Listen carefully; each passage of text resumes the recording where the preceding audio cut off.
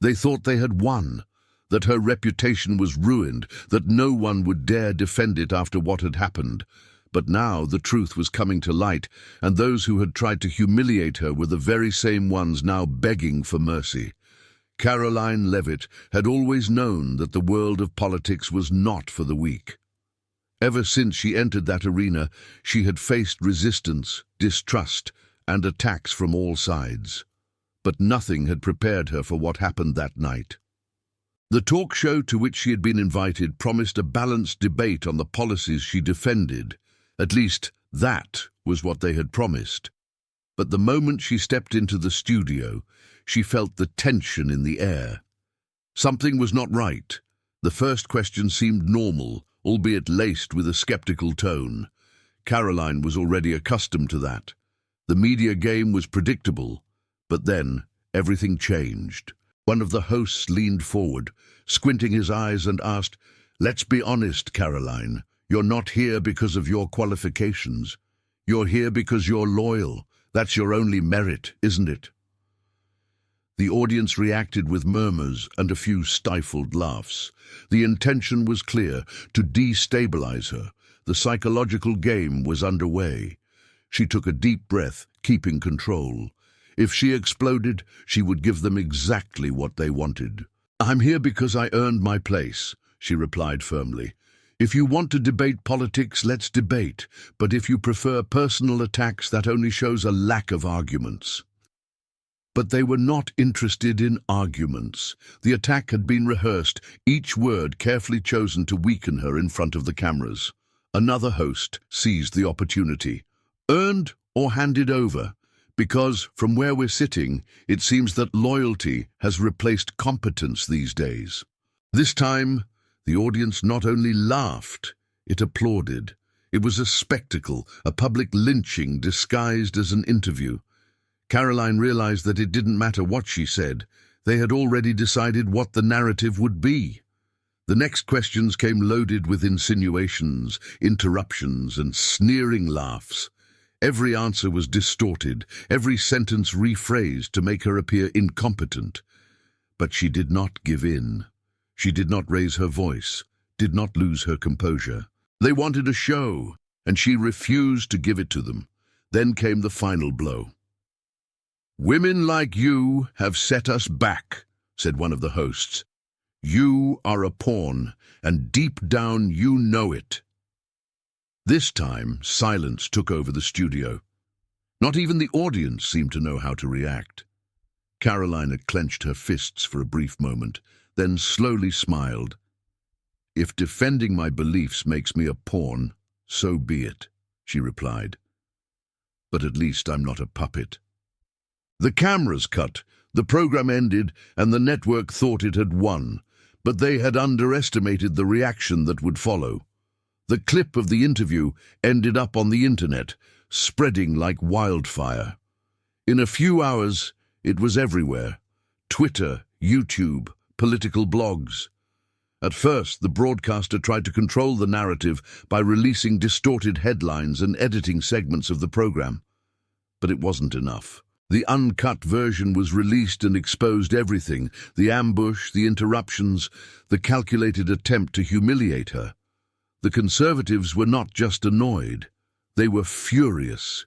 Comments exploded with accusations of media bias and double standards. Even those who did not support Karoline could not deny what they had seen. That was not a debate, it was an attack. Hashtags quickly emerged. Media prejudice, stay strong Karoline, cancel the show. Republican politicians spoke out. Conservative commentators analyzed every detail of the encounter. And then, something unexpected happened. Even some liberals admitted that the program had crossed the line. But the storm was just beginning. The sponsors began to come under pressure. The public did not just want to express indignation on social media. They wanted consequences. Companies that advertised on the talk show were inundated with messages demanding explanations. Some tried to ignore the problem, others issued generic statements. But then, one of the program's biggest sponsors announced that it was pulling out. The decision was a fatal blow. Afraid of the repercussions, other companies followed suit. Suddenly, the network realized that the situation was out of control. Behind the scenes, anonymous sources reported panic among the executives. Emergency meetings were held in an attempt to reverse the crisis. But it was already too late. The program's hosts remained silent at first. Then they released a vague statement about heated discussions and a diversity of opinions. But no one bought that narrative. And then rumors emerged that Karoline was preparing a lawsuit. She did not need to speak publicly. The press was already doing that for her. Lawyers began to analyze the recordings and the transcripts of the interview. Legal experts stated that the case was solid. This was not just criticism, but a deliberate attempt to destroy her credibility and harm her professionally. And then came the revelation that changed everything. Internal messages from the program's production were leaked. The emails showed that everything had been planned in advance. Among the instructions sent to the program's team, one phrase caught attention. Make sure she stumbles. Interrupt if she seems too comfortable. This was not journalism. It was a trap. The news exploded. Viewers who still tried to defend the program were left without arguments. Journalists from the very network began to distance themselves from the case. And then, a former producer of the talk show decided to speak out. First, anonymously, then, publicly. She revealed that the practice was not new. Conservative guests were systematically ridiculed, while progressives received much milder treatment. It was all part of a strategy to manipulate the narrative. The network, desperate, tried to minimize the damage. It issued statements, held meetings with the remaining advertisers, reorganized the programming. But it was no use. The public had already decided. It was time for real consequences. Then Karoline did what everyone expected. She filed the lawsuit. The network's response was immediate and predictable. They called the action frivolous and politically motivated. But the damage was already done. More sponsors withdrew. The talk show's ratings plummeted. The network's social media channels were flooded with criticism. And then, the final twist. Another former employee came forward. This time, it was not just about one specific program. It was about the entire network. He brought evidence that the manipulation of interviews was a common practice. Internal documents, explicit instructions, unedited videos. Karoline's lawsuit was no longer just about her. It was about the credibility of the media. Now the battle was not only in the courts, it was about the truth, and the truth was coming to light. The storm that the network had tried to contain turned into a hurricane. Karoline's lawsuit was not just a legal battle, it was a symbol of what many called the Great Media Reckoning. For years, talk shows and interview programs had manipulated narratives, setting traps disguised as debates and choosing targets for public humiliation. But this time, they had chosen the wrong person. The courtroom was packed. Reporters filled every corner, cameras capturing every expression. Outside, demonstrators held signs, divided between supporters and critics. Karoline sat with her lawyers, watching the network's legal team. They were confident.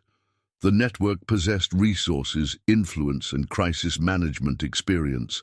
But there was something different this time.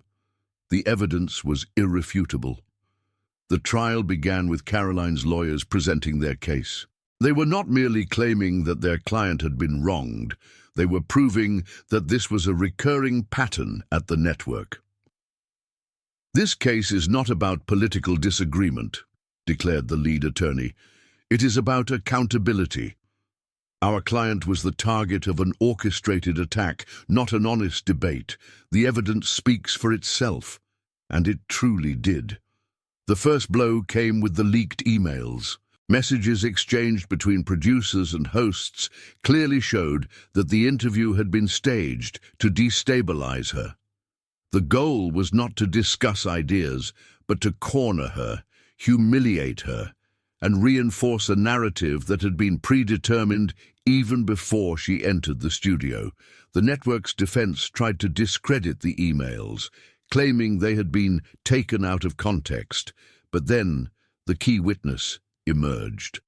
A former producer who had already spoken anonymously to the press decided to testify. She took the witness stand, looked directly at the jury and said, "I worked on the show for 4 years. I saw this tactic used several times against conservative guests. We received instructions to interrupt, distort words, and ensure that they never came off as strong." The courtroom fell silent. Karoline's attorney asked her to explain further. The producers planned these interviews to demoralize certain guests. There were meetings before each show where we decided which topics would be used to corner someone. And yes, Karoline Leavitt was an intentional target. Then, the definitive proof. Karoline's team presented excerpts from past interviews, edited side by side. On one side, interviews with progressive figures, where the hosts asked gentle questions, listened patiently and showed respect. On the other, interviews with conservatives, where interruptions, mockery and attempts at humiliation were evident. The pattern was impossible to ignore. The jury watched in silence. Every cut, every sarcastic laugh, every manipulation became clearer as the minutes passed. And then came the final piece of the puzzle. Karoline's lawyer approached the jury and presented a sheet of paper. "This is an internal instruction from the show," she said. It was sent to one of the producers before Karoline's interview. She turned to the court and read, "Do not let her finish complete sentences. Control the time. If she starts doing well, interrupt." It was the last straw. The network's defense tried to deflect. They argued that talk shows were entertainment programs and that guests should expect hard-hitting confrontations. But the response from Karoline's team was relentless. Hard-hitting questions are one thing. Premeditated manipulation is another. The final arguments were made, and the jury received its instructions. The entire country awaited the verdict. Karoline remained silent, her face expressionless as the decision was read. In regard to the accusation of defamation and professional damages, the jury rules in favor of the plaintiff, Karoline Leavitt. The courtroom erupted in murmurs. The media rushed to break the news. Karoline closed her eyes for a brief moment and then took a deep breath. She had won. The compensation was significant, a multi-million-dollar amount that the network had tried to negotiate, but which the court upheld. In addition, the network was forced to issue a formal apology. But the most devastating blow came afterward. The talk show was cancelled. The official justification was restructuring, but everyone knew the truth. With its reputation destroyed, advertisers were unwilling to return. Without sponsorship, the network had no choice but to shut down the program. Hosts were suspended, producers were fired, and in the following months, other irregularities at the network came to light. But while the network crumbled, Karoline rose. Her popularity soared. She not only rebuilt her reputation, but became a symbol of resistance against media manipulation. She wrote a book exposing the behind-the-scenes of political interviews, received invitations to speak, and solidified her voice in the public debate. But instead of boasting, she focused on a larger message. "This is not about politics," she said in her first interview after the victory. "This is about accountability. The media has an essential role in democracy, but when it distorts reality to promote narratives, it loses its credibility, and the truth always finds a way to emerge." Karoline's case became a milestone. It not only exposed a talk show or a network, but it sparked a national reflection on ethics in the press. Journalists began to be questioned more rigorously. Political guests started demanding unedited interviews. And, most importantly, the public realized that it had power. In the following months, Other media professionals came forward, confirming similar practices on different programs. It was a domino effect that could not be stopped. The truth had prevailed, and while the network struggled to survive, Karoline moved forward stronger than ever. She not only survived the attack, she transformed it into her greatest victory.